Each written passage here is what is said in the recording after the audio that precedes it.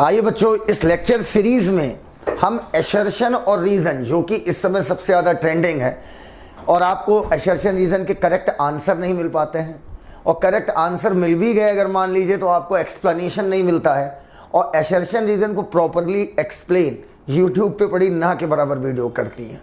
ठीक है, क्योंकि असर्शन रीज़न स्टूडेंट तो छोड़ो, ये टीचर तक का स्किल चेक कर लेती है। ठीक है, और असर्शन रीज़न एक ऐसा पार्ट होता है जो आपका नीट में सिलेक्शन डिसाइड करेगा। आपकी बायोलॉजी में वो 70 सवाल match the following correct incorrect, वो आपका बायोलॉजी का स्कोर नहीं डिसाइड करता है, वो तो सब लोग कर लेंगे। एआर आपका फाइनली ये डिसाइड करेगा कि आपका बायोलॉजी का स्कोर अच्छा होगा या नॉर्मल होगा। क्लियर?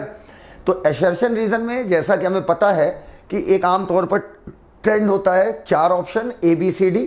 ठीक है, हम उसी नॉर्मल ट्रेंड से चलेंगे। अगर असर्शन भी सही है, रीज़न भी सही है, रीज़न असर्शन को एक्सप्लेन कर रहा है तो आंसर A। अगर रीज़न भी सही है, असर्शन भी सही है, लेकिन रीज़न असर्शन को एक्सप्लेन नहीं कर रहा, ऑप्शन B। असर्शन सही, रीज़न गलत, ऑप्शन C।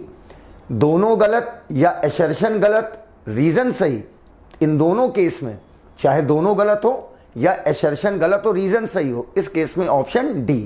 AR सॉल्व करने का बेस्ट तरीका आप YouTube पर सर्च कर लीजिएगा, how to solve assertion reason, Sahil Siddiqui आ जाएगा। ठीक है, आइए फिर शुरू करते हैं। सबसे पहला AR, और AR का हम लोग पोस्टमार्टम करेंगे, तो पूरी वीडियो देखिएगा, कुछ भी स्किप मत करिएगा कि ये वाला तो मुझे आता है।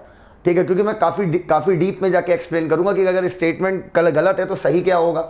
फिर असर्शन और रीज़न अगर मान लीजिए एक दूसरे को एक्सप्लेन नहीं कर रहे हैं पर दोनों स्टेटमेंट सही हैं, या मान लीजिए गलत है तो मैं उसे सही करूंगा, उसके बाद उसका रीज़न क्या बन सकता है, इस इतनी डीप में जाके हम बात करेंगे कि अगर असर्शन है तो रीज़न उसे एक्सप्लेन नहीं कर रहा तो क्या रीज़न होता, तो एक्सप्लेनेशन हम मान लेते, या जो रीज़न में लाइन लिखी अगर ये असर्शन होती तो इसका एक्सप्लेनेशन क्या होता। आइए शुरू करते हैं। लाइक वाइक कर दो भैया, है, और कमेंट में मुझे बताइएगा, मैं कमेंट सबके रीड करूंगा, कमेंट में मुझे बताइएगा आपको कैसा लगा। ठीक है, डिस्कशन हम लोग का। लैरिंग्स is a cartilaginous box which help in sound production, बिल्कुल सही बात है। लैरिंग्स जो है वो साउंड प्रोडक्शन करने में मदद करता है। इसका रीजन क्या बनेगा? इसका रीजन बनेगा कि vocal cords are present in larynx. ठीक है, रीजन ये बनेगा, लेकिन यहां पर इन्होंने लिख दिया epiglottis flap covers the glottis during swallowing, निगलने के दौरान। बिल्कुल सही बात है, च्यूइंग लिखा होता तो गलत हो जाता, चबाने के दौरान नहीं, निगलने के दौरान आपका एपीग्लॉटिस क्या करता है, आपका एपीग्लॉटिस कवर करता है, अर्थात ढक के रखता है आपके ग्लॉटिस को, ताकि खाना आपके ट्रैकिया में ना चला जाए। ठीक है, अच्छा, इसके बाद अगर हम बात करें बेटा, पहले को तो मैंने बता दिया रीजन क्या हो सकता है। ठीक है, पहले का तो हम लोग ने रीजन समझ गए कि भाई वोकल कॉर्ड मौजूद किसमें होती है, आपकी वोकल कॉर्ड मौजूद होती है आपकी लैरिंग्स में। दैट्स व्हाई लैरिंग्स आपका साउंड का प्रोडक्शन करता है। साउंड का प्रोडक्शन ध्यान रखना, स्पीच मत बोल देना बेटा वरना गलत हो जाएगा। स्पीच अलग चीज हो गई और साउंड अलग चीज हो गई। क्लियर? अब अगर मान लीजिए जो चीज रीजन में लिखी हुई है, रीजन लिखा है epiglottis flap cover the glottis during swallowing, अगर मान लीजिए ये असर्शन होता, अगर ये असर्शन होता तो इसका बेस्ट रीजन क्या बन सकता था? तो बेटा देखो, ऐसे तो देखा जाए तो भाई अगर हर चीज का एक्सप्लेनेशन है, हर चीज मतलब हर चीज, लेकिन कुछ चीजें बियॉन्ड द सिलेबस चली जाती हैं उनका एक्सप्लेनेशन, तो थोड़ा बहुत मैं उनके बारे में बोलूंगा, लेकिन वो आपको नहीं सीखना है। क्लियर है बात? कुछ चीजें जितना आपकी सिलेबस में है नॉलेज उतना ही आपको गेन करना है, क्योंकि आपका कोई भी एग्जाम होता है, नीट छोड़िए IAS तक के एग्जाम की बात कर रहा हूं, कोई भी एग्जाम होता है वो आपकी नॉलेज नहीं चेक करता है, वो आपका डिसिप्लिन चेक करता है, और वो ये देखता है कि आपका पढ़ाई करने का या आपका तैयारी करने का जो क्राइटेरिया था, जो फंडामेंटल्स थे, वो सही थे या नहीं थे। सीधी सी बात है कि अगर आप नीट जो है, आपसे अगर नीट सिर्फ ये चेक करना चाहता है कि आपको बायो आती, आप डॉक्टर बनने लायक हो या नहीं हो, तो फिजिक्स क्यों पूछता है? केमिस्ट्री इतनी डीप में जाके क्यों पूछता है? भाई केमिस्ट्री में मेन बायोमोलिक्यूल वगैरह करा है, बहुत सारे चैप्टर केमिस्ट्री के हैं, मेटलर्जी क्यों पढ़वा रहे हो भाई? SPDF पढ़ाने का क्या मतलब है? ये MBBS में किस काम का है? तो एक्चुअली में वो फिजिक्स केमिस्ट्री बायो इन सारी चीज़ों के थ्रू ये चेक करता है कि आप अपने ब्रेन को बैलेंस रख पाते हो या नहीं। ऐसा तो नहीं कि आप फालतू की चीज़ें पढ़ लो जो आपके काम की ना हो। तो हमें बेहद लिमिटेड, थैंक यू, हमें बेहद लिमिटेड और जितना भी है लिमिटेड तो पढ़ना है, लेकिन लिमिटेड में भी बहुत डीप जाके पढ़ना है। Got it? पढ़नी एनसीईआरटी है, लेकिन एनसीईआरटी को डिकोड करना है कायदे से। तो बेटा उसी प्रकार अगर मैं बात करूं रीजन की, तो इसका रीजन जो है, अगर मैं इसे एसर्शन बना लूं कि एसर्शन में लिखा आ गया epiglottis flap cover the glottis during swallowing, तो बेटा इसका मैकेनिज्म कि एपिग्लॉटिस ग्लॉटिस को कवर करता है, इसका मैकेनिज्म अभी तक पूरी तरीके से एक्सप्लेन नहीं हुआ है। इसमें बहुत सारी वजह होती हैं भाई, hypolaryngeal elevation, pharyngeal constriction, bolus movement या टंग बेस रिट्रैक्शन, लेकिन ये सब आपके सिलेबस में नहीं है, तो आपको इसका रीजन नहीं जानना है। Got it? तो चलिए बेटा, दोनों सही एक्सप्लेनेशन नहीं है, आंसर क्या हो जाएगा? हमारा आंसर हो जाएगा बी। आइए नेक्स्ट क्वेश्चन कहता है the anatomical setup of lungs in thorax is such that any change in the volume of thoracic cavity will be reflected मतलब उसका असर दिखेगा इन द लंग्स कैविटी। अच्छा, तो इसका रीजन दो हो सकता है, इसका दो रीजन हो सकता है। कह रहा है कि हमारे लंग्स जो हैं वो इस तरीके से एनाटॉमिकली रखे हुए थोरैसिक चैम्बर में कि अगर थोरैसिक चैम्बर का वॉल्यूम बढ़ा तो लंग्स का वॉल्यूम बढ़ेगा, थोरैसिक चैम्बर का वॉल्यूम कम हुआ तो उसके पीछे पीछे लंग्स का वॉल्यूम भी कम होगा। ऐसा इसलिए क्योंकि thoracic chamber air tight chamber है। ये रीजन नंबर 1 हुआ। रीजन नंबर 2 इन्होंने खुद लिखा है कि हमारे लंग्स में मसल्स नहीं होती, तो मसल्स नहीं होती तो हम पल्मोनरी वॉल्यूम अल्टर नहीं कर सकते हैं। तो समझना, तो कह रहा है हमारा एनाटॉमिकल सेटअप लंग्स का ऐसा रखा हुआ है थोरैसिक चैम्बर में कि थोरैसिक कैविटी में चेंज तो पल्मोनरी कैविटी में चेंज हो जाएगा, और ऐसा होना चाहिए क्योंकि लंग्स के पास मसल्स नहीं होती और हम अपना लंग्स का वॉल्यूम कंट्रोल नहीं कर सकते। तो दोनों स्टेटमेंट सही है, एसर्शन रीजन को एक्सप्लेन कर रहा है, इस वजह से करेक्ट आंसर क्या हो जाएगा? ए। आइए अब हम नेक्स्ट बात करते हैं। अगर हम आगे बढ़ें क्वेश्चन नंबर 3 की तरफ, तो बेटा लिखा है इंस्पायरेशन, ठीक है समझ गए।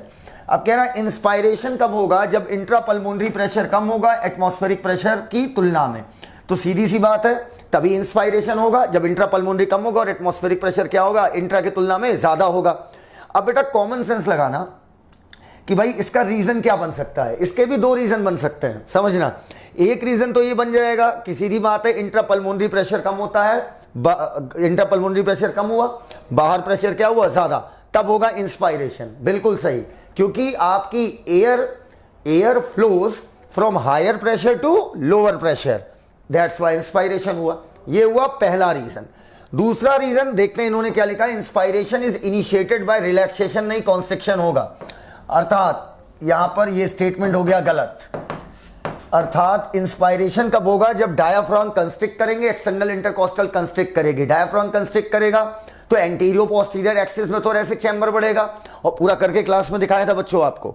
और अगर एक्सटर्नल इंटरकोस्टल कॉन्ट्रैक्ट करेगी तो सीधी बात है रिप्स और स्टर्नम आगे की तरफ और थोड़ा ऊपर की तरफ लिफ्ट अप होंगे, जिससे डोर्सो वेंट्रल आपका थोरैसिक चैम्बर बढ़ेगा।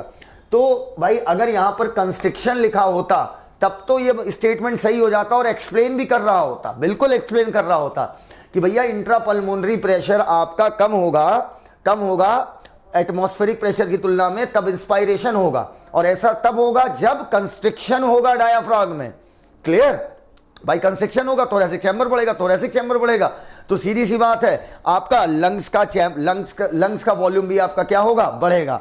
तो यहां पर एसर्शन भी सही है, रीजन भी सही है, और रीजन अगर यहां कंस्ट्रिक्शन लिखा होता तो क्लियर, तो यहां पर एसर्शन सही है लेकिन रीजन गलत है, क्योंकि कंस्ट्रिक्शन की जगह इन्होंने क्या लिख दिया? रिलैक्सेशन। अगर यहीं पर कंस्ट्रिक्शन होता तो आंसर चला जाता ए, अर्थात एक्सप्लेन कर रहा है। पक्का? आओ भाई सीधा सीधा एक्सप्लेन कर रहा है भाई, इंट्रा पल्मोनरी प्रेशर कम है एटमॉस्फेरिक प्रेशर से, ऐसा कब होगा?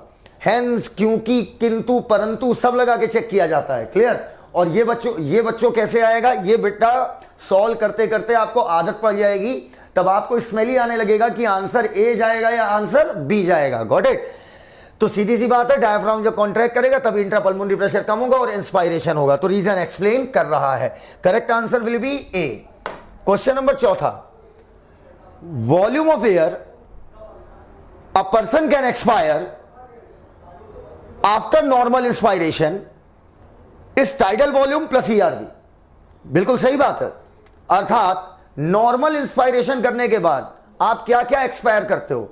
टाइडल वॉल्यूम जो आपने लिया है आप उसे निकालते हो, इसके साथ साथ टाइडल वॉल्यूम जो लिया है आप उसे निकालते हो, इसके साथ साथ इमरजेंसी कंडीशन के लिए जो आप फोर्सफुल एक्सपायरेशन करते हो तो उस इमरजेंसी कंडीशन के लिए आमतौर पर वो आपके लंग्स में हमेशा रहेगा। आरवी तो कभी निकाल ही नहीं सकते हैं, ईआरवी नॉर्मली बना रहता है लंग्स में।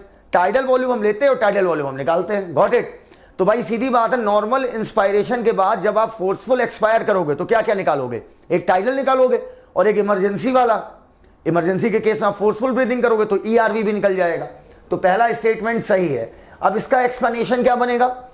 अगर इसका रीजन पूछा जाए कि नॉर्मल इंस्पायरेशन करने के बाद हम जो एक्सपायरेशन करते हैं, नॉर्मल इंस्पायरेशन करने के बाद जब हम एक्सपायरेशन करते हैं फोर्सफुली तो टाइडल भी निकलता है और ईआरवी भी निकलता है। इसका रीजन ये बनेगा कि normally when we expire we release tidal volume, but in case of forceful breathing along with tidal volume ERV also released out। बस खत्म, फुल स्टॉप। यही रीजन बनेगा। Got it. जो इमरजेंसी कंडीशन के लिए हमने सेव करके रखा है। Volume of air that will remain in the lungs after a normal expiration. Normally सांस छोड़ने के बाद लंग्स में क्या क्या रहेगा? ERV और RV। तो भाई एक्सप्लेन तो बिल्कुल नहीं कर रहे दोनों एक दूसरे को। Got it. इसका क्या रीजन बनेगा मैंने आपको बता दिया। अब ये स्टेटमेंट भी सही है कि नॉर्मली सांस छोड़ने के बाद ERV और RV लंग्स में आपके बाकी रह जाता है। इसका रीजन क्या बनेगा? इसका रीजन बनेगा कि ERV will be released out in emergency condition and RV and we can never release RV। हम RV कभी रिलीज नहीं कर सकते हैं। ये रीजन बनेगा। Got it. अब यहां पर नॉर्मल की बात कर रहा है, मैंने कह दिया इमरजेंसी में RV निकलेगा, ठीक है, और यहां पर यही लिखा RV हम कभी निकाल नहीं सकते, तो बन गया रीजन। Got it. तो अब आइए, इसका मतलब दोनों सही है लेकिन एक्सप्लेन नहीं कर रहा है। Correct answer will be B. पांचवा, the amount of carbon dioxide that can diffuse through the diffusion membrane per unit difference in partial pressure is much higher compare to that of oxygen. तो चलो भाई, ये statement आपका बिल्कुल सही है कि कार्बन डाइऑक्साइड का डिफ्यूजन ज्यादा होगा इन कंपैरिजन टू ऑक्सीजन। मान लीजिए ये सेल है, ब्लड में कार्बन डाइऑक्साइड का डिफ्यूजन ज्यादा तेज होगा किसी भी मेम्ब्रेन में। यहां पर मेम्ब्रेन है, अरे यार एक प्लाज्मा मेम्ब्रेन हो गई, एक आपकी इंडोथीलियम और ब्लड कैपिलरी हो गई। तो सेल से ब्लड में जब ये जाएगा तो कार्बन डाइऑक्साइड का डिफ्यूजन तेज होगा, क्योंकि कार्बन डाइऑक्साइड की सॉल्युबिलिटी ऑक्सीजन की तुलना में 20 से 25 गुना ज्यादा है। तो एसर्शन भी सही है, रीजन भी सही है, और एसर्शन रीजन को एक्सप्लेन कर रहा है। करेक्ट आंसर विल बी ए। आइए क्वेश्चन नंबर 6 की बात करें। In the tissue high PO2, tissue में हाई PO2 नहीं होता, गलत हो गया यहीं पर, एसर्शन गलत हो गया, मतलब आंसर चला गया हमारा डी, लेकिन हम पूरा चेक करेंगे। टिश्यू में हाई PO2 नहीं, PO2 लो होगा, PCO2 हाई होगा, H+ हाई होता है, और तब आपका डिसोशिएट होगा ऑक्सीहीमोग्लोबिन। Got it. रीजन की बात करें, 100 ml of oxygenated blood can deliver around 5 ml of oxygen to tissue under normal physiological condition. Emergency नहीं, नॉर्मल लिखा है, ध्यान रखना। तो दूसरा स्टेटमेंट सही है। मैंने कहा था दोनों गलत तो भी डी लगाइएगा, एसर्शन गलत, रीजन सही तो भी डी लगाइएगा। तो correct answer will B D. ध्यान रखना, डिलीवर 5 ml ऑक्सीजन करेगा लेकिन 20 ml ट्रांसपोर्ट करेगा। 100 ml ब्लड 20 ml ट्रांसपोर्ट करेगा ऑक्सीजन, और 5 ml क्या करेगा? टिश्यू को दे देगा। आओ, ट्रांसपोर्ट होना अलग बात है, डिलीवर होना अलग बात है। डिलीवर होने का मतलब होता है दे देना। Got it. अब इसको मैं निकाल के दिखा दूंगा आगे, एक क्वेश्चन आएगा ऐसा ही। कहता है assertion chemo sensitive area is situated adjacent to the respiratory rhythm centre. Respiratory rhythm centre के बगल में केमिकल को लेकर सेंसिटिव एरिया है which is highly sensitive to CO2 and hydrogen ion. Clear. तो ये स्टेटमेंट सही है। Role of oxygen in the regulation of respiratory rhythm is quite insignificant. बिल्कुल सही बात है, सिग्निफिकेंट नहीं इनसिग्निफिकेंट लिखा है, ध्यान रखिएगा। दोनों बात सही है, दोनों स्टेटमेंट सही है। ऑक्सीजन का रेगुलेशन ऑफ ब्रीदिंग में रोल नहीं है, ऑक्सीजन का ट्रांसपोर्ट रेगुलेशन ऑफ रेस्पिरेशन में रोल नहीं है। ऑक्सीजन का transport of oxygen and carbon dioxide, दोनों गैस के ट्रांसपोर्ट में आपके ऑक्सीजन का पार्शियल प्रेशर का रोल है, लेकिन रेगुलेशन में नहीं है। तो दोनों स्टेटमेंट सही है, पर बिल्कुल भी भाई एक्सप्लेनेशन तो कहीं से दिख ही नहीं रहा है कि भाई कीमो सेंसिटिव एरिया CO2 और हाइड्रोजन के लिए सेंसिटिव है क्योंकि ऑक्सीजन का रोल ब्रीदिंग में नहीं है। ये तो कोई लॉजिक ही नहीं बनता। ये तो दो अलग अलग बातें हो रही है, बेसिर पैर की बात है। तो अब अल्टीमेटली एसर्शन भी सही, रीजन भी सही, लेकिन रीजन एसर्शन को एक्सप्लेन नहीं कर रहा। तो सर एक्सप्लेन करेगा कैसे सर? मतलब इसका रीजन क्या बन सकता है? बेटा अगर ये आता है क्वेश्चन, गॉट इट, तो आप यहां पर इसका रीजन बनाओगे कि cells of chemosensitive area, cells of, समझना और अच्छा रीजन आ गया एक और मन में, बहुत किसी चीज के रीजन बहुत बन सकते हैं, राइट। मैं उतने ही बोलूंगा जितने आपके काम के हैं, ठीक है। इधर तो बेटा इसका रीजन क्या बनेगा, इसका रीजन बनेगा carbon dioxide is a harmful या is a toxic gas for our body. Sudden increase in carbon dioxide या स्लाइट बोल दो, स्लाइट इंक्रीज इन, बहुत अच्छा slight increase in carbon dioxide will cause toxicity in our body. That's why, बस खत्म, will cause toxicity in our body, full stop. इसी वजह से कीमोसेंसिटिव एरिया इनके लिए सेंसिटिव होते हैं, बात खत्म। और याद रखना, जब भी कार्बन डाइऑक्साइड बढ़ेगी तो H+ 100% बढ़ेगा। ऐसा क्यों सर? याद करो, carbon dioxide plus H2O, carbonic anhydrase की मौजूदगी में H2CO3 बनाए थे और H2CO3 टूटकर H+ प्लस HCO3- बनाया था। तो सीधी सी बात है, अगर HCO3- बढ़ रहा है मतलब CO2 बढ़ रही, CO2 फिक्स हो गई तो H+ भी तो बढ़ेगा। Got it? तो इसका रीजन क्या बन गया बेटा कि कार्बन डाइऑक्साइड बेहद जहरीली गैस होती है, उसका थोड़ा भी बढ़ना हमारे लिए घातक हो सकता है। दैट्स वाई कीमोसेंसिटिव एरिया आपके सेंसिटिव है CO2 और हाइड्रोजन आयन के लिए। अब अगर मान लीजिए जो रीजन है, अगर ये असर्शन होता तो इसका रीजन क्या बन सकता है? तो सीधी सी बात है, ऑक्सीजन का रोल इनसिग्निफिकेंट है, ठीक है। क्यों? रीजन कि ऑक्सीजन अच्छी गैस है ना, हमारे काम की गैस है, थोड़ी बढ़ जाए तो बहुत ज्यादा बढ़ जाएगी तो दिक्कत है। Got it? तो ऑक्सीजन का रेगुलेशन में कोई रोल क्यों नहीं है? ब्रीदिंग को रेगुलेट क्यों नहीं करती? रिस्पायरेटरी रेट को कंट्रोल क्यों नहीं कर पाती? क्योंकि अगर, अब इसका रीजन सुनना, रीजन लिखते जाओ नीचे, एनी, वीडियो पॉज कर करके लिखते जाओ, एनी, इधर, हाँ रीजन लिखिएगा, decrease in carbon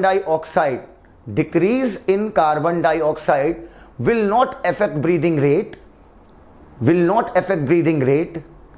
because decrease in oxygen will not alter breathing rate because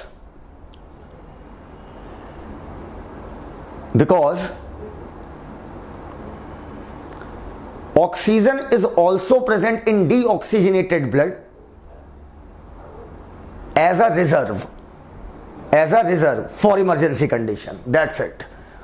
दोनों सही पर एक्सप्लेन नहीं कर रहा है। क्वेश्चन नंबर 8वां, pneumotaxic centre can moderate the function of respiratory rhythm centre. बिल्कुल सही बात है, पढ़ाया था आपको।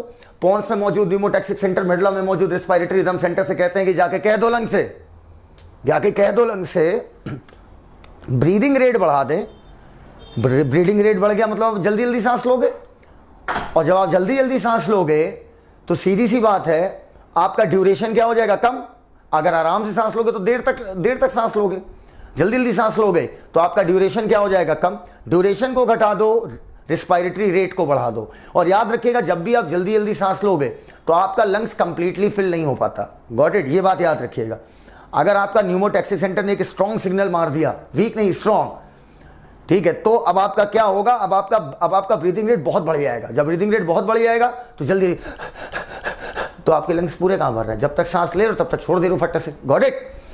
तो बेटा पहला स्टेटमेंट सही है, कह रहा है pneumotaxic centre respiratory rhythm centre को कंट्रोल करता है। दूसरा स्टेटमेंट, न्यूरल सिग्नल जो न्यूमोटैक्सिक सेंटर से आया वो रिड्यूस कर देगा, कम कर देगा ड्यूरेशन को। बिल्कुल सही है, ड्यूरेशन को कम कर देगा अर्थात रिस्पायरेटरी रेट को बढ़ा देगा। तो दोनों सही है। और रीजन असर्शन को एक्सप्लेन कर रहा है कि भैया pneumotaxic centre respiratory rhythm centre को कंट्रोल करता है, क्योंकि न्यूमोटैक्सिक सेंटर के द्वारा भेजे गए मैसेज से ड्यूरेशन कम हो जाता है, और इसके साथ साथ आपका ड्यूरेशन कम लेकिन रेस्पिरेटरी रेट ज्यादा। तो आंसर हो गया हमारा 8th का ए। 9th, इसी को मैंने अभी बोला था, कह रहा है स्ट्रॉन्ग न्यूमोटैक्सिक सेंटर, अगर न्यूमोटैक्सिक सिग्नल अगर स्ट्रॉन्ग सिग्नल दे रहा है, स्ट्रॉन्ग नहीं वीक, कंप्लीट फिलिंग कब होगी? जब आप धीरे धीरे सांस लोगे तब कंप्लीटली फिल होंगे लंग्स। जल्दी तो बेटा तो पूरे लंग्स थोड़ी भरेंगे। तो असर्शन आपका क्या हो गया? गलत। Strong pneumotaxic signal increase the duration. भाई ड्यूरेशन इंक्रीज नहीं करेगा, ड्यूरेशन को कम करेगा, क्योंकि सिग्नल कैसा है? स्ट्रॉन्ग। Got it? ड्यूरेशन को कम करेगा ताकि रेट को बढ़ा सके।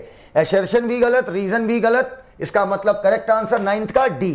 Question number 10, while ascending up the mountain, ठीक है, one get less oxygen resulting into hypoxia. Hypoxia, hypoxia NCERT ने अपनी एक्सरसाइज में पूछा है, have you heard about hypoxia? Hypoxia ऐसे करके एनसीईआरटी ने क्वेश्चन बनाया है, ठीक है। तो अब एक्सरसाइज में हाइपोक्सिया का मतलब होता है ऑक्सीजन की कमी, ठीक है, ऑक्सीजन की कमी इन टिश्यू, अर्थात टिश्यू में जब ऑक्सीजन कम हो जाती है तो इसी को हम क्या बोलते हैं, हाइपोक्सिया। तो अब समझना मेरी बात, जैसे मान लीजिए ये आपकी अर्थ है, ठीक है, ग्रेविटेशनल फोर्स कहाँ से लगता है, सेंटर से, गॉट इट। और हमें पता है कोई भी फोर्स हो, चाहे कूलॉम्स फोर्स हो, चाहे आपका कोई भी मैकेनिकल फोर्स हो, मैग्नेटिक फोर्स हो, इलेक्ट्रिक फोर्स हो, आपके जितने भी फोर्स हैं वो डिस्टेंस के साथ उनकी इंटेंसिटी क्या होने लगती है, कम। भाई अगर कूलॉम्स लॉ में हम देखते हैं दो चार्ज के बीच का फोर्स निकालते हैं, फिजिकल टू के 1/4πε0 Q1 Q2 by r², या अगर आप ग्रेविटेशनल फोर्स की बात करते हो Gm1 m2 by r², ये r² क्या है, अपॉन r² है, गॉट इट, इनवर्स रिलेशन है। फोर्स और डिस्टेंस का रिलेशन कैसा होता है, इनवर्स। और अभी मैं पढ़ा नहीं रहा हूं, ध्यान रखना, अभी मैं सिर्फ डिस्कशन कर रहा हूं, सीखते हम लोग क्लास में हैं, गॉट इट। तो अभी क्या है, ग्रेविटेशनल फोर्स भी जैसे जैसे आप धरती से ऊपर की तरफ बढ़ेंगे, ग्रेविटेशनल फोर्स की इंटेंसिटी क्या होने लगेगी, कम, क्योंकि आप सेंटर से कहां जा रहे हो, दूर। और अगर ये मान लो ये इंसान पहाड़ पर बैठा हुआ है तो ये इंसान धरती से डिस्टेंस पे है और फोर्स कहां से लग रहा है, सेंटर से। तो पहाड़ के टॉप पर आपका ग्रेविटेशनल फोर्स कम हो जाएगा, ग्रेविटेशनल फोर्स कम हो जाएगा तो जो धरती के चारों तरफ हवा है, हवा की डेंसिटी सबसे ज्यादा कहां पर होगी, जमीन के नजदीक। क्यों? क्योंकि यहां पर भाई ग्रेविटेशनल फोर्स ज्यादा है, हवा के मॉलिक्यूल नजदीक हैं। लेकिन जैसे जैसे आप ऊपर जाने लगेंगे ग्रेविटेशनल फोर्स की इंटेंसिटी कम हो जाएगी, हवा के मॉलिक्यूल्स जो है, नाइट्रोजन हो गई, ऑक्सीजन हो गई, ये अब इनको ग्रेविटेशनल फोर्स कायदे से बांध नहीं पा रहा है, तो इनके बीच की डिस्टेंस ज्यादा होगी, हवा हल्की होगी। कहां पर बेटा, माउंटेन्स पर, गॉट इट। अब हवा हल्की हो गई भाई, हवा की डेंसिटी कम हो गई, डेंसिटी कम हो गई, इसका मतलब क्या हुआ, वहां पर नाइट्रोजन भी कम हो गई, ऑक्सीजन भी कम हो गई, लेकिन परसेंटेज कम नहीं हुआ, परसेंटेज उतना ही है। वहां पर भी नाइट्रोजन 78, ऑक्सीजन 21, यहां पर भी नाइट्रोजन 78, ऑक्सीजन 21, क्योंकि परसेंटेज अलग चीज है, अमाउंट कम हुआ ऑक्सीजन का, ना कि परसेंटेज कम हुआ। परसेंटेज तो वही रहेगा भाई, परसेंटेज किसी चीज का आपको एग्जैक्ट फिगर थोड़ी बताता है। भाई मेरे 10 में 7 नंबर है तो भी मेरा 70%, मेरा 100 में 70 नंबर है तो भी 70%, मेरे 200 में 140 नंबर है तो भी 70%, सीधी सी बात है। मेरे 1000 में 700 नंबर है तो भी 70%। तो परसेंटेज आपको एक रफ आइडिया दे देता है कि इतने में इतना, गॉट इट। तो भाई अगर वहां ऑक्सीजन का अमाउंट कम हुआ तो नाइट्रोजन का भी तो अमाउंट कम हुआ उसी अनुपात में, तो overall percentage will not change at mountain, got it. तो यहां पर लेकिन लिख दिया है percentage of oxygen decreases in the air at high altitude, बिल्कुल गलत बात, परसेंटेज नहीं अमाउंट। तो एसर्शन सही है, रीजन गलत है। लेकिन अगर यहीं पर अमाउंट लिखा होता तो बेटा दोनों सही हो जाते और एक्सप्लेन भी कर रहा होता। देख लो कि वहां हाइपोक्सिया क्यों हो रही, टिश्यू को ऑक्सीजन क्यों कम मिल रही, क्योंकि आपका हाई एल्टीट्यूड पे ऑक्सीजन का अमाउंट क्या हो जाता है, कम। तो करेक्ट आंसर इसका जाएगा सी, दैट इज एसर्शन सही, रीजन गलत। आइए क्वेश्चन नंबर 11 पे आते हैं। कहता है major part of carbon dioxide is transported in the form of bicarbonate. हाँ बिल्कुल सही, सोडियम बाइकार्बोनेट बोल दो, बाइकार्बोनेट बोल दो, एक ही बात है, ज्यादा एक्यूरेट होगा, सोडियम बाइकार्बोनेट बोलिए। अब सुनिएगा मेरी बात। तो NaHCO3 कहता है 70% तो भैया बाइकार्बोनेट के रूप में जाता है, गॉट इट। तो पहला स्टेटमेंट सही है, दूसरा स्टेटमेंट विवादित है, समझना मेरी बात। अब इसी पे थोड़ा सा एक्सप्लेनेशन सुनना। कह रहा है 0.3 ml carbon dioxide 100 ml of blood transport करता है डिसॉल्व्ड स्टेट में। तो अब इस स्टेटमेंट को समझने के लिए हम लोग चलेंगे उस वाले बोर्ड पर, ठीक है, हम लोग चलेंगे व्हाइट बोर्ड पे, उसे ब्लैक बना लेंगे।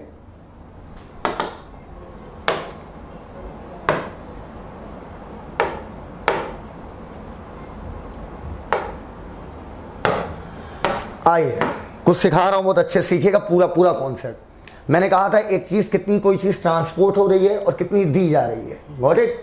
अब इधर आओ, मेरी बात समझना, उस स्टेटमेंट को भी भूल जाओ, पहले इधर देखो बोर्ड पे। हमें पता है 100 ml ब्लड में 12 से 16 ग्राम हीमोग्लोबिन होता है। मैंने एवरेज मान के 15 ग्राम ले लिया ताकि कैलकुलेशन आसान हो। 15 ग्राम हीमोग्लोबिन, बहुत डिटेल में सुनना एक्सप्लेनेशन, ठीक है। 100 ml ब्लड में 15 ग्राम हीमोग्लोबिन होता है। इसका मतलब क्या हुआ कि, और हमें यह भी पता है कि 1 ग्राम हीमोग्लोबिन 1.34 ml ऑक्सीजन कैरी करेगा, ठीक है। 1 ग्राम हीमोग्लोबिन 1.34 ml ऑक्सीजन को कैरी करता है। ठीक, इसका मतलब क्या हुआ, 1 ग्राम हीमोग्लोबिन 1.34 ml ऑक्सीजन को कैरी करेगा, तो 15 ग्राम हीमोग्लोबिन कितने को करेगा, 15 इंटू 1.34 ml। ठीक है, ये कितना हुआ, 15 का नम 15, 15 गुणा 0.434, लगभग 20 के आसपास वैल्यू गिरेगी। तो 20 ml ऑक्सीजन आपका कैरी करेगा कितना ग्राम हीमोग्लोबिन, 15 ग्राम। हेंस हम कह सकते हैं 15 ग्राम हीमोग्लोबिन 100 ml ब्लड में है, 100 ml blood carries 20 ml oxygen, but deliver only 5 ml। तो ऑक्सीजन लगभग 1/4 देता है। अब बात करते हैं कार्बन डाइऑक्साइड की। अभी बोला था कि ट्रांसपोर्ट होना अलग बात है और आपका डिलीवर करना अलग बात है। अगर सारा का सारा ऑक्सीजन डिलीवर कर देता है, सारे का सारा ऑक्सीजन डिलीवर कर देता है, तो डीऑक्सीजनेटेड ब्लड में ऑक्सीजन होनी नहीं चाहिए थी। डीऑक्सीजनेटेड ब्लड में भी तो ऑक्सीजन 40 होती है, गॉट इट। तो सारी की सारी ट्रांसपोर्ट नहीं करता। उसी प्रकार अब हम बात करेंगे कार्बन डाइऑक्साइड की, तो 1/4 ट्रांसपोर्ट करता ऑक्सीजन ना, 5 ml, 20 का 5, 1/4। अब आइए बच्चों, अब आराम समझना, कार्बन डाइऑक्साइड को लेकर मैं एक बात बोलूंगा। बहुत सारे यूट्यूब पे ऐसे वीडियोस वगैरह पढ़े हैं, गूगल वगैरह पे भी वीडियोस पड़े हुए हैं। इन वीडियोस का क्या कहानी रहता है, पता नहीं किस लॉजिक से जो सेकंड स्टेटमेंट लिखा था कि 0.3 ml कार्बन डाइऑक्साइड प्लाज्मा से डिसॉल्व स्टेट में जाती है। ठीक है, तो ये स्टेटमेंट लोग इसे सही बता देते हैं, और मेरे अकॉर्डिंग ये स्टेटमेंट 200% गलत है, और जो मेरे अकॉर्डिंग मैं बता रहा हूं वही सही है, गॉट इट। आप गाइटन एंड हॉल उठा लीजिए, आप सेमुलिंगम उठा लीजिए, आप कोई बुक उठा लीजिए ह्यूमन फिजियो की, आप गूगल से सर्च कर लीजिए, कहीं पर भी ये डाटा नहीं मिला, मेरे को तो नहीं मिला भाई। ठीक है, कहीं पर भी ये डाटा नहीं है कि कितनी carbon dioxide 100 ml blood, oxygen कितनी ये तो आपको पता है भाई, ऑक्सीजन मैंने दिखा दिया, 20 ml ऑक्सीजन कैरी करता है, लेकिन 100 ml ब्लड कितनी कार्बन डाइऑक्साइड कैरी करता है ये कहीं नहीं लिखा है, कहीं नहीं, मतलब कितनी ट्रांसपोर्ट करेगा ये कहीं नहीं मिला मुझे।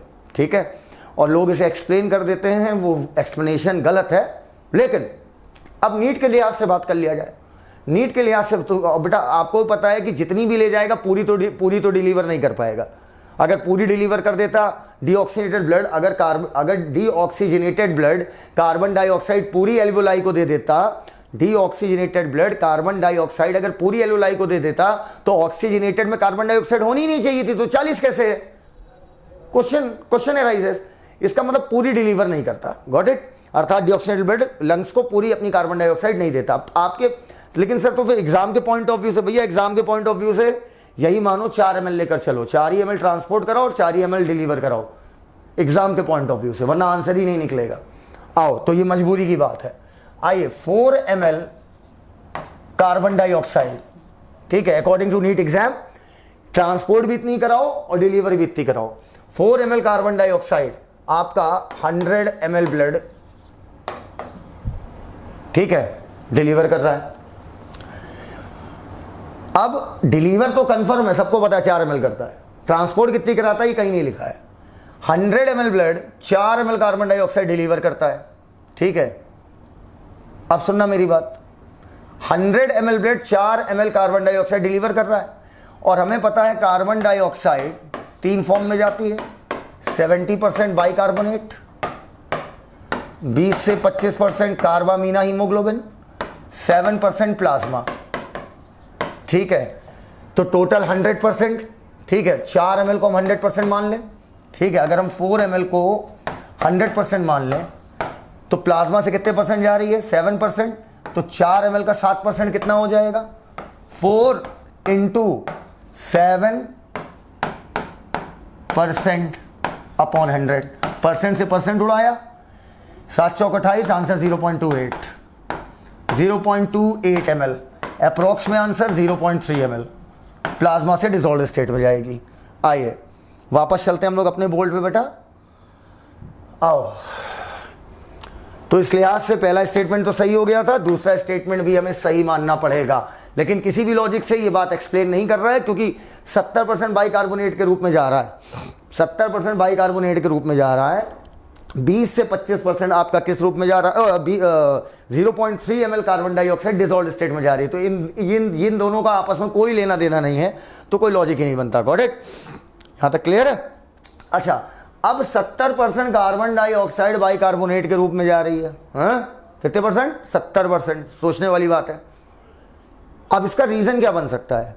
रीजन ये है कि बाइकार्बोनेट वाली जो रिएक्शन है उसमें एक एंजाइम इस्तेमाल होता है कार्बोनिक एनहाइड्रेज, और कार्बोनिक एनहाइड्रेज की एफिशिएंसी इतनी ज़्यादा है, एनसीईआरटी बायोमोलिक्यूल्स में बताती है कि वो 1 करोड़ गुना रिएक्शन को फास्ट कर देता है, अर्थात 6 लाख मॉलिक्यूल पर सेकंड बनाता है, 6 लाख मॉलिक्यूल पर सेकंड। तो इसका रीजन बनेगा कि formation of bicarbonate is a enzymatic reaction and carbonic anhydrase can लिखो, carbonic anhydrase can speed of the reaction 10 million time, 1 crore गुना। 1 मिलियन 10 लाख, 10 मिलियन कितने करोड़? कितने करोड़? 1 करोड़। Got it? आइए अब इधर देखिएगा, question number 12, emphysema is a chronic disorder. बिल्कुल सही बात है, एक दिन में नहीं होता बेटा, काफी लंबा आपको इसके लिए मेहनत करनी पड़ेगी। एम्फाइसेमा एक दिन वाला डिसऑर्डर नहीं है। कह रहा है एम्फाइसेमा आपका एक क्रोनिक डिसऑर्डर है जिसमें आपकी एल्वोलाई की वॉल डैमेज हो जाती है, और आपकी जो एल्वोलाई की वॉल डैमेज होती है उसकी वजह से रिस्पायरेटरी सरफेस आपका कम हो जाता है। बिल्कुल सही बात है। मेजर कॉज है is due to inflammation of bronchi and bronchiole. गलत, ये एस्थमा को लेकर सही बात होगी। एस्थमा में आपका ब्रोंकाई और ब्रोंक्यूल का इन्फ्लामेशन होता है, एम्फाइसेमा में नहीं। एम्फाइसेमा का मेजर कॉज है सिगरेट स्मोकिंग। आइए, तो अब पहली वाली बात का एक्सप्लेनेशन क्या हो सकता है? आंसर तो सी लग गया भैया। क्या एक्सप्लेनेशन हो सकता है कि एल्वोलाई की वॉल क्यों डैमेज होती है ना?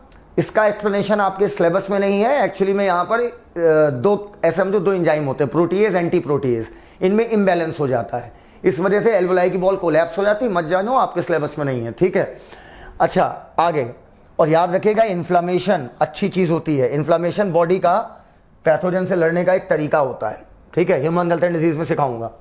आइए, इन द एल्वोलाई में कार्बन डाइऑक्साइड का डिसोसिएशन होता है। कार्बन डाइऑक्साइड का डिसोसिएशन होता है कहां पर? From carbamino haemoglobin. बिल्कुल सही बात है। एल्वोलाई में जाकर कार्बामीना हीमोग्लोबिन अलग हो जाएगा, कार्बन डाइऑक्साइड रिलीज हो जाएगी बाहर, क्योंकि एल्वोलाई में PCO2 कम होगा और PO2 हाई होगा। बिल्कुल सही बात, ये एक रीजन बन गया सीधा सीधा।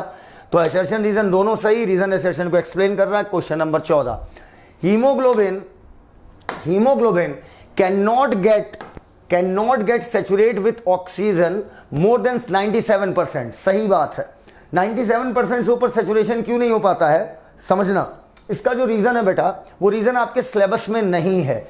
एक एनाटॉमिकल शंट होता है, एनाटॉमिकल शंट, उसमें फिर आप बहुत कुछ पढ़ोगे, ब्रैकियल प्लेक्सस वगैरह बहुत कुछ आएगा, वो सब आपके काम का नहीं है। तो इसका रीजन आप मत जानिए, बस ये फैक्ट दिमाग में रखिए। कहता है with the rise in PO2 जब बढ़ेगी तो affinity between oxygen and haemoglobin also increases. ये एनसीईआरटी ने कहा लिखा है? ये एनसीईआरटी ने अपनी एक्सरसाइज में दिया हुआ है ये स्टेटमेंट कि जब आपका पार्शियल प्रेशर ऑक्सीजन का बढ़ेगा तो एफिनिटी ऑक्सीजन और हीमोग्लोबिन की बढ़ेगी। ये तो चलो जनरल बात है, लेकिन एक और बात लिखी है एक्सरसाइज में, सुनो। जब हीमोग्लोबिन से पहला मॉलिक्यूल बाइंड करेगा तो हीमोग्लोबिन में कुछ कन्फर्मेशनल चेंज होता है। उस कन्फर्मेशनल चेंज की वजह से अब हीमोग्लोबिन की जो बची हुई 3 बाइंडिंग साइट हैं उनको ऑक्सीजन पकड़ने में और आसानी होगी और तेजी से पकड़ेंगी। दैट्स व्हाई सिग्मॉइड कर्व बनता है, ठीक है? ये क्वेश्चन पूछा गया एक्सरसाइज में।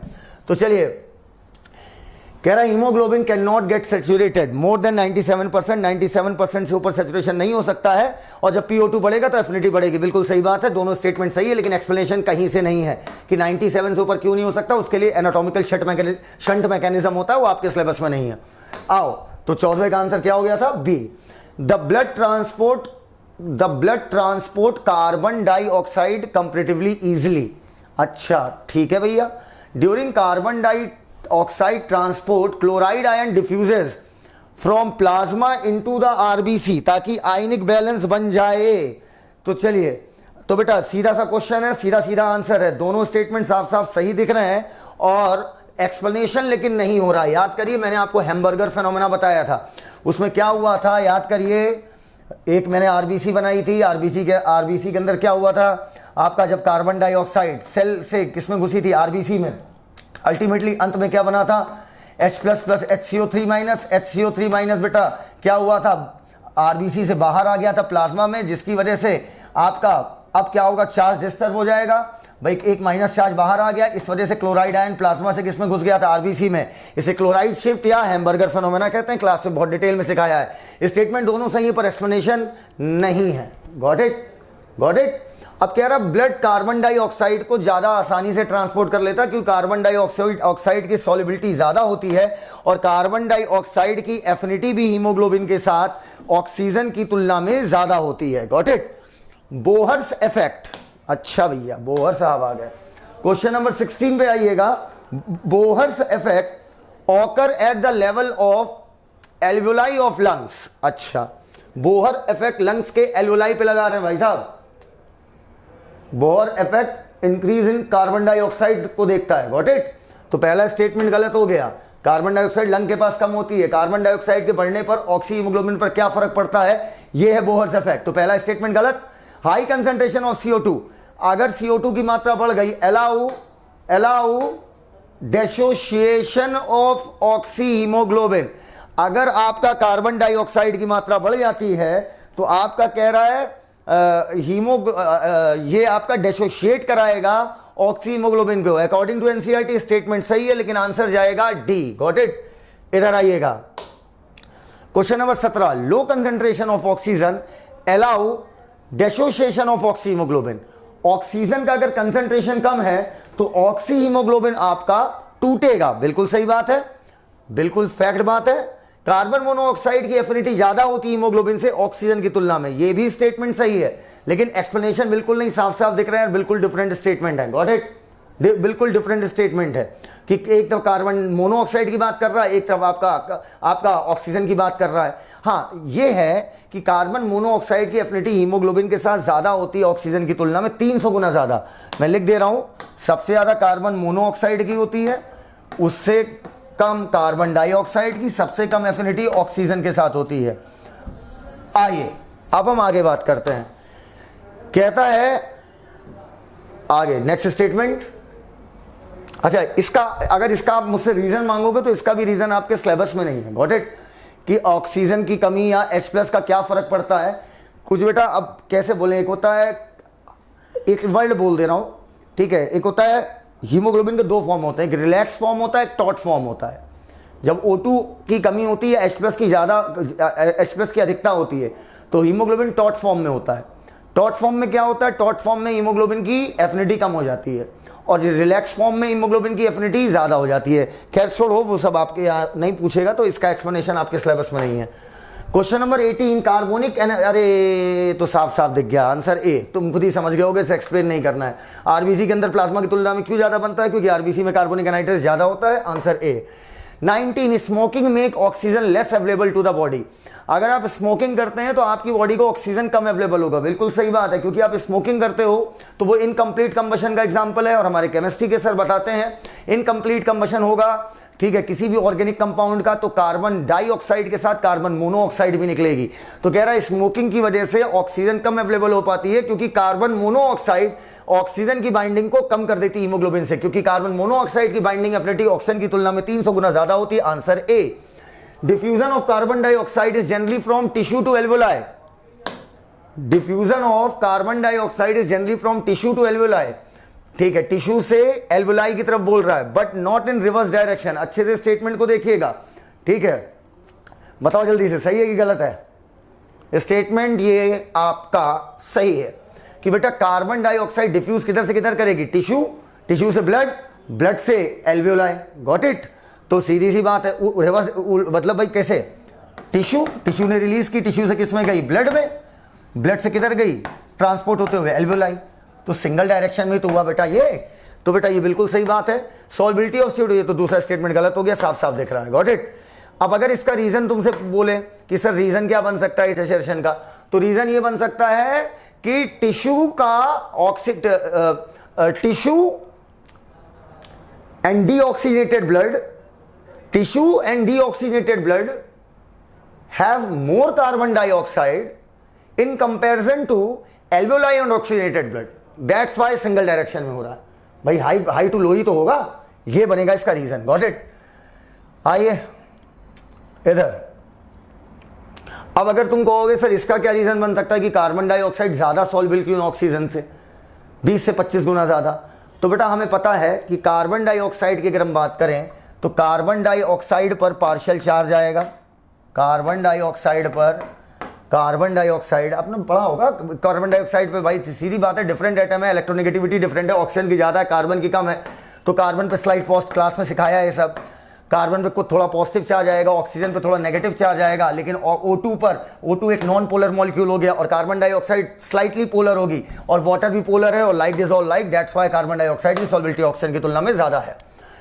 Oxygen is easily diffuse from alveoli to tissue. Alveoli से टिश्यू में आसानी से चली जाएगी, एल्वोलाई से टिश्यू में, ठीक है. And CO2 from tissue to alveoli. बताइए जल्दी बताइए, स्टेटमेंट सही है? बिल्कुल सही है. इसका रीजन क्या बनेगा? एल्वोलाई में इसका रीजन बनेगा एल्वोलाई से टिश्यू ज्यादा, टिश्यू में कम. और टिश्यू से एल्वोलाई में क्यों जा रही है कार्बन डाइऑक्साइड? क्योंकि टिश्यू में कार्बन डाइऑक्साइड ज्यादा और एल्वोलाई में कम. ये रीजन हो गया, पुराने जैसा ही क्वेश्चन था.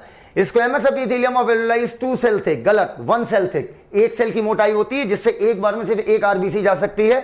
ऐसा एनसीईआरटी ने अपने डायग्राम में दिखाया है. तो दूसरा स्टेटमेंट आपका क्या हो गया? गलत. तो इस तरीके से हमने breathing and exchange of gases का एआर पूरा डिस्कस कर लिया है. बच्चों लंबी वीडियो का कोई मतलब नहीं होता है, थोड़ा थोड़ा करके करेंगे ना, थोड़ा थोड़ा करके, तो आपके लिए आसानी होगा, वरना आप बोर हो जाओगे. एआर वैसे भी हेक्टिक होते हैं. 110 क्वेश्चन का पेपर था हम लोग का. तो आज हमने breathing and exchange of gases का किया है. कल हम लोग बॉडी फ्लूइड एंड सर्कुलेशन का करेंगे. तैयार हो जाओ, आ रहा हूं क्लास लेने तुरंत, ठीक है. बस अभी इधर वाले स्टूडियो में हूं, उधर आ रहा हूं. So guys, this is Sahil Siddiqui.